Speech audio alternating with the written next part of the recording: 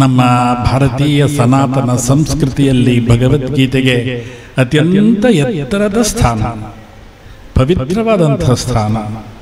ಪ್ರಾಯಶಃ ಜಗತ್ತಿನ ಯಾವ ದೇಶದಲ್ಲೂ ಇಂತಹ ಒಂದು ಅಮೂಲ್ಯ ಗ್ರಂಥ ಉದಯಿಸಿಲ್ಲ. ನಮ್ಮ ಪರಮ ಪೂಜ್ಯರಾದಂತಹ ಸುಗುಣೇಂದ್ರ ತೀರ್ಥ ಶ್ರೀಪಾದಂಗಳವರು ಮಾಡಿರುವಂತಹ ವಿಶ್ವರೂಪ ದರ್ಶನ ಆನಂದವನ್ನು ಕೊಟ್ಟಿದೆ, ಹೆಮ್ಮೆಯನ್ನು ಕೊಟ್ಟಿದೆ. ಸಂಪೂರ್ಣವಾಗಿ ನಾವು ಭಗವಂತನಿಗೆ ಶರಣಾದಾಗ ಮಾತ್ರ ಭಗವಂತ ನಮ್ಮನ್ನು ಅನುಗ್ರಹ ಮಾಡ್ತಾನೆ. ಉಡುಪಿ ಶ್ರೀ ಕೃಷ್ಣ ಮಠದಲ್ಲಿ ಪುತ್ತಿಗೆ ಶ್ರೀಗಳ ಮಾರ್ಗದರ್ಶನದಲ್ಲಿ ನಡೆಯುತ್ತಿರುವ ಬೃಹತ್ ಗೀತೋತ್ಸವದ ಅಂಗವಾಗಿ ಆಯೋಜಿಸಿದ್ದ ಸಂತ ಸಂದೇಶ ಸಂತ ಸನ್ಮಾನ ಕಾರ್ಯಕ್ರಮದಲ್ಲಿ ಶ್ರೀ ಯದುಗಿರಿ ಯತಿರಾಜ ನಾರಾಯಣ ರಾಮಾನುಜ ಜಿಆರ್ ಸ್ವಾಮೀಜಿ, ಶ್ರೀ ಯದುಗಿರಿ ಯತಿರಾಜ ಮಠ ಮೇಲುಕೋಟೆ ಇವರು ಸಂದೇಶ ನೀಡಿದರು. ಕಳೆದ 2 ದಿವಸಗಳಿಂದ ಇಲ್ಲಿಗೆ ಬರುವಂತಹ ಸಂಭ್ರಮದಲ್ಲಿದ್ದೆ. ಒಂದು ರೀತಿ ತವರು ಮನೆಗೆ ಬರುವಂತಹ ಸಂಭ್ರಮ ನಮಗೆ. ಅದು ಇವತ್ತು ನೆನ್ನೆಯದಲ್ಲ, 50 ವರ್ಷಗಳ ಸಂಬಂಧ. ನಾನು ಯಾಕೆ ಇವತ್ತಿಗೆ ಬಂದೆ ಅಂದರೆ, ನನ್ನ ಅಣ್ಣ ಮಾಡಿರುವಂತಹ ಸಾಧನೆಯನ್ನು ಇಲ್ಲಿ ಪ್ರತ್ಯಕ್ಷ ನೋಡೋದಕ್ಕೆ ಬಂದೆ ನಾನು. ಭಗವದ್ಗೀತೆಯ ಬಗ್ಗೆ ಹೇಳೋದಿಲ್ಲ, ಭಗವದ್ಗೀತೆಯ 700 ಶ್ಲೋಕಗಳ ಬಗ್ಗೆ ಹೇಳೋದಕ್ಕೆ ಬರೋದಿಲ್ಲ. ವಿಶ್ವರೂಪ ದರ್ಶನದ ಅನುಭವವನ್ನು ಮಾಡಬೇಕು ಅಂತ ಇಲ್ಲಿಗೆ ಬಂದೆ. ಮಹಾಭಾರತದ ಲಕ್ಷ ಶ್ಲೋಕಗಳಲ್ಲಿ ಭಗವದ್ಗೀತೆಯ 700 ಶ್ಲೋಕಗಳು ಸಾರತಮವಾದಂಥದ್ದು. ನಾನು ಕಳೆದ 2 ವರ್ಷಗಳಿಂದ ನಿರಂತರವಾಗಿ ಉಡುಪಿಯಲ್ಲೇ ಇದ್ದೇನೆ, ಪುತ್ತಿಗೆ ಶ್ರೀಪಾದರ ಜೊತೆಯಲ್ಲೇ ಇದ್ದೇನೆ. ಇಲ್ಲಿ ನಡೆಯುವಂತಹ ಎಲ್ಲ ಕಾರ್ಯಕ್ರಮಗಳನ್ನು ನಾನು ನೋಡ್ತಾ ಇದ್ದೀನಿ, ವಿಸ್ಮಯಪಟ್ಟಿದ್ದೇನೆ. ಇದೊಂದು ರೀತಿಯ ಅದ್ಭುತವಾದಂತಹ ಸೃಷ್ಟಿ ಇದು. ಶ್ರೀಕೃಷ್ಣ ದ್ವಾಪರ ಯುಗದಲ್ಲಿ ಆ ಕುರುಕ್ಷೇತ್ರದಲ್ಲಿ ವಿಶ್ವರೂಪ ದರ್ಶನವನ್ನು ಮಾಡಿ ಭಗವದ್ಗೀತೆಯ ಉಪದೇಶವನ್ನು ಮಾಡಿದ. ನಮ್ಮ ಭಾರತೀಯ ಸನಾತನ ಸಂಸ್ಕೃತಿಯಲ್ಲಿ ಭಗವದ್ಗೀತೆಗೆ ಅತ್ಯಂತ ಎತ್ತರದ ಸ್ಥಾನ, ಪವಿತ್ರವಾದಂಥ ಸ್ಥಾನ. ಪ್ರಾಯಶಃ ಜಗತ್ತಿನ ಯಾವ ದೇಶದಲ್ಲೂ ಇಂತಹ ಒಂದು ಅಮೂಲ್ಯ ಗ್ರಂಥ ಉದಯಿಸಿಲ್ಲ.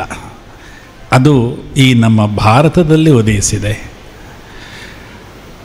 ಕೃಷ್ಣ ಭಗವದ್ಗೀತೆಯಲ್ಲಿ ವಿಶ್ವರೂಪ ದರ್ಶನದ ವಿವರವನ್ನೆಲ್ಲ ಅವನು ನೀಡ್ತಾನೆ. ನಮಗೆ ಆ ವಿಶ್ವರೂಪ ದರ್ಶನಕ್ಕಿಂತ ನಮ್ಮ ಪರಮಪೂಜ್ಯರಾದಂತಹ ಸುಗುಣೇಂದ್ರ ತೀರ್ಥ ಶ್ರೀಪಾದಂಗಳವರು ಮಾಡಿರುವಂತಹ ವಿಶ್ವರೂಪ ದರ್ಶನ ಆನಂದವನ್ನು ಕೊಟ್ಟಿದೆ, ಹೆಮ್ಮೆಯನ್ನು ಕೊಟ್ಟಿದೆ. ಕೃಷ್ಣ ಲೀಲೆಗಳನ್ನೇ ನಡೆಸ್ತಾನೆ. ಕೃಷ್ಣಾವತಾರ ಲೀಲಾವತಾರ, ರಾಮಾವತಾರ ಗುಣಗಳ ಅವತಾರ. ಆ ಕೃಷ್ಣ ಮಾಡಿರುವಂಥ ಲೀಲೆಗಳು ಅಪಾರವಾದಂಥದ್ದು. ನಾನು ನಿನ್ನೆಯಿಂದ ಆ ಎಲ್ಲ ಲೀಲೆಗಳನ್ನು ಅನುಭವಿಸ್ತಾ ಇದ್ದೀನಿ. ಇವತ್ತು ಬೆಳಗ್ಗೆ ನೇರವಾಗಿ ನಾನು ಬಂದು ಕೃಷ್ಣನ ದರ್ಶನ ಮಾಡಬೇಕು ಅಂತ ಯೋಚನೆ ಆಗಿತ್ತು. ಆದರೆ ಪುತ್ತಿಗೆ ಶ್ರೀಗಳವರು ನಮಗೆ ಒಂದು ಸೂಚನೆ ಕೊಟ್ಟರು, ನಮ್ಮ ಪುತ್ತಿಗೆಗೆ ಹೋಗಿ ಅಲ್ಲಿ ಲಕ್ಷ್ಮೀ ನರಸಿಂಹನ ದರ್ಶನ ಮಾಡಿ ಬನ್ನಿ ಅಂತ. ನಮ್ಮೆಲ್ಲ ಭಕ್ತರ ಜೊತೆ ಪುತ್ತಿಗೆಗೆ ಹೋಗಿದ್ದೆ. ಇದು 3ನೇ ಬಾರಿ ನಾನು ಪುತ್ತಿಗೆಗೆ ಹೋಗ್ತಾ ಇರೋದು. ಅಲ್ಲಿ ಲಕ್ಷ್ಮೀ ನರಸಿಂಹನ ದರ್ಶನ ಮಾಡಿದೆ, ಆ ಸುವರ್ಣ ನದಿಯನ್ನು ನೋಡಿದೆ. ನಮ್ಮ ಪರಮಪೂಜ್ಯರಾದಂತಹ ಪರಮಪ್ರಿಯರಾದಂತಹ ಸುಗುಣೇಂದ್ರ ತೀರ್ಥರ ಈ ಒಂದು ವಿಶ್ವವ್ಯಾಪಿ ಭಗವದ್ಗೀತೆಯ ಒಂದು ಅನುಭೂತಿ ಇದೆಯಲ್ಲ, ಇದೆಲ್ಲದಕ್ಕೂ ಕಾರಣ ನನಗೆ ಅಲ್ಲೇ ಸಿಕ್ತು.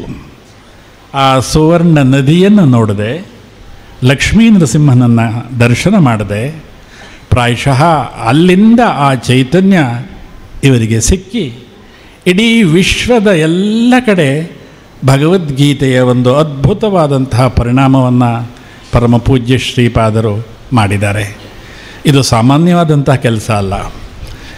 ನಮ್ಮ ಅವರ ಸಂಬಂಧ ಸುಮಾರು 5 ದಶಕಗಳದ್ದು. ನಾನು ಆವತ್ತಿನಿಂದ ನೋಡ್ತಾ ಬರ್ತಾಯಿದ್ದೀನಿ.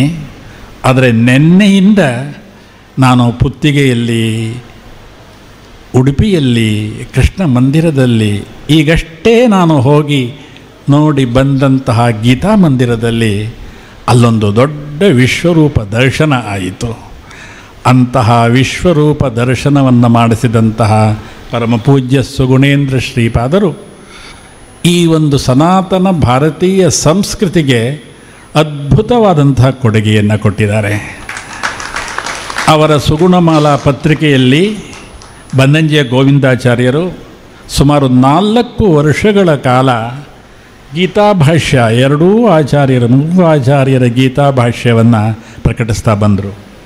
ಬನ್ನಂಜಿಯವರು ಕೇಳ್ತಾ ಇದ್ದರು, ರಾಮಾನುಜ ಭಾಷ್ಯ ನೋಡ್ತಾ ಇದ್ದೀರಾ ಅಂತ. ನೋಡ್ತಾ ಇದ್ದೀನಿ ಎಂದೆ. ಗೀತಾಭಾಷ್ಯದಲ್ಲಿ ರಾಮಾನುಜರ ವಿವರಣೆಯನ್ನು ಅತ್ಯಂತ ಮನೋಜ್ಞವಾಗಿ ಕೊಟ್ಟರು. ಅದಕ್ಕೆ ಕಾರಣ ಸುಗುಣೇಂದ್ರ ಶ್ರೀಪಾದರು.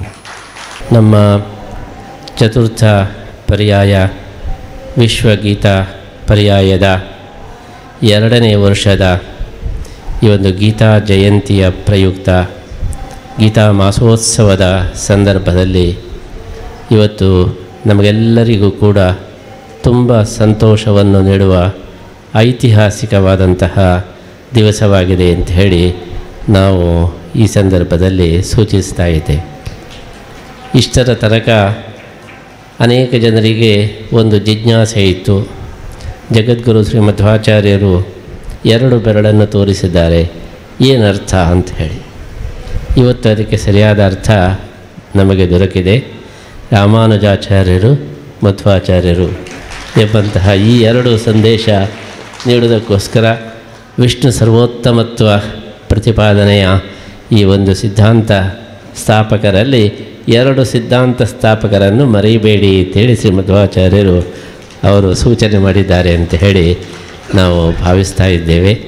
ಅಂತಹ ಒಂದು ರಾಮಾನುಜ ಪೀಠದ ಬಹಳ ಶ್ರೇಷ್ಠ ಯತಿರಾಜರು ಇವತ್ತು ನಮ್ಮ ಗೀತೋತ್ಸವದಲ್ಲಿ ಆಗಮಿಸಿ ಸಂದೇಶವನ್ನು, ಗೀತಾ ಸಂದೇಶವನ್ನು ನೀಡ್ತಾ ಇರೋದು ನಮ್ಮ ಗೀತೋತ್ಸವಕ್ಕೆ ಒಂದು ದೊಡ್ಡ ಒಂದು ಹೆಮ್ಮೆಯ ವಿಚಾರ ಅಂತ ಹೇಳಿ ನಾವು ಭಾವಿಸ್ತಾ ಇದ್ದೇವೆ. ಕೃಷ್ಣ ಗೀತೆಯಲ್ಲಿ ಏನು ಸಂದೇಶವನ್ನು ನೀಡಿದ್ದಾನೆ ಅದನ್ನೇ ಶ್ರೀರಾಮಾನುಜರು, ಅದೇ ರೀತಿ ಶ್ರೀ ಮಧ್ವಾಚಾರ್ಯರು ಅವರು 2 ವರ್ಗದ ಜನರಿಗೆ ಅದನ್ನು ತಿಳಿಸೋದಕ್ಕೋಸ್ಕರ ಬೇರೆ ಬೇರೆ ಭಾಷೆಯಲ್ಲಿ ತಿಳಿಸಿದ್ದಾರೆ ಹೊರತು ತತ್ವ 2 ಒಂದೇ ಆಗಿದೆ.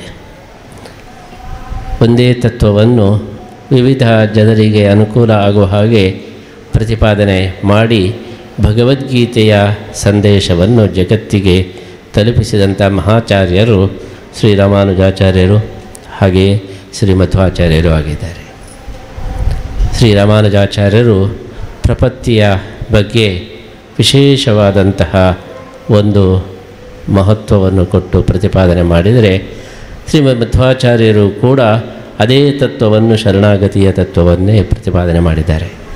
ಅನನ್ಯಾಶ್ಚಿಂತಯಂತೋ ಮಾಂ ಯೇ ಜನಾಃ ಪರ್ಯುಪಾಸತೆ ತೇಷಾಂ ನಿತ್ಯಾಭಿಯುಕ್ತಾನಾಂ ಯೋಗಕ್ಷೇಮಂ ವಹಾಮ್ಯಹಂ ಎಂಬಂತಹ ಕೃಷ್ಣನ ಅತ್ಯಂತ ಶ್ರೇಷ್ಠವಾದಂತಹ ಸಂದೇಶವನ್ನು ರಾಮಾನುಜಾಚಾರ್ಯರು ಮಹಾವಾಕ್ಯ ಎಂಬುದಾಗಿ ಸ್ವೀಕಾರ ಮಾಡಿ ಆ ಪ್ರಪತ್ತಿಯ ಬಗ್ಗೆ ಕೃಷ್ಣನ ಸಂದೇಶವನ್ನು ಬಹಳ ವಿಶೇಷವಾಗಿ ಸಾರಿದ್ದಾರೆ.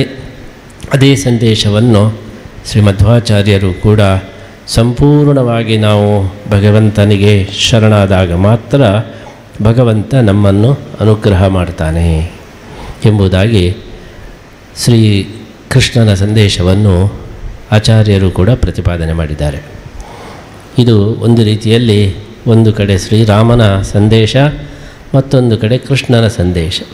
ಶ್ರೀರಾಮನಾಗಿ ಇದೇ ಸಂದೇಶವನ್ನು ಸಕೃದೇವ ಪ್ರಪನ್ನಾಯ ತವಾಸ್ಮೀತಿ ಚ ವಾದಿನೇ ಅಭಯಂ ಸರ್ವಭೂತೇಭ್ಯ ದದಾನ್ಯೇತದ್ವ್ರತಂ ಮಮ ಎಂಬುದಾಗಿ ಶ್ರೀರಾಮದೇವರು ಇದೇ ಒಂದು ಸಂದೇಶವನ್ನು ನೀಡಿದ್ದಾರೆ. ಯಾರು ತನ್ನನ್ನು ಸಂಪೂರ್ಣವಾಗಿ ಮೊರೆ ಹೊಂದುತ್ತಾರೋ ಅವರ ರಕ್ಷಣೆ ಮಾಡೋದು ನನ್ನ ಜವಾಬ್ದಾರಿ. ಸಕೃದೇವ ಪ್ರಪನ್ನಾಯ, ಸಂಪೂರ್ಣವಾಗಿ ನನ್ನನ್ನು ಒಮ್ಮೆ ಶರಣಾಗತರಾದರೂ ಸಾಕು, ಮತ್ತೆ ಅವನನ್ನು ನಾನು ಕೆಳಗೆ ಹೋಗಲಿಕ್ಕೆ ಬಿಡುವುದಿಲ್ಲ. ಅಭಯಂ ಸರ್ವಭೂತೇಭ್ಯ, ಸರ್ವಭೂತಗಳ ರಕ್ಷಣೆಗೋಸ್ಕರ ನಾನು ಬಂದಿದ್ದೇನೆ. ಕೃಷ್ಣನು ಕೂಡ ಧರ್ಮ ಸಂಸ್ಥಾಪನಾರ್ಥಾಯ ಸಂಭವಾಮಿ ಯುಗೇ ಯುಗೇ ಎಂಬುದಾಗಿ ಈ ಒಂದು ಸಂದೇಶವನ್ನು ಇಬ್ಬರೂ ಕೂಡ ಒಂದೇ ಸಂದೇಶವನ್ನು ಎರಡು ರೀತಿಯಲ್ಲಿ ನೀಡಿದ್ದಾರೆ. ಅದೇ ರೀತಿ ಇಬ್ಬರು ಆಚಾರ್ಯರು ಕೂಡ ಇದೇ ಸಂದೇಶವನ್ನು ಎರಡು ರೀತಿಯಲ್ಲಿ ಜನರಿಗೆ, ವಿವಿಧ ವರ್ಗದ ಜನರಿಗೆ ನೀಡಿದ್ದಾರೆ.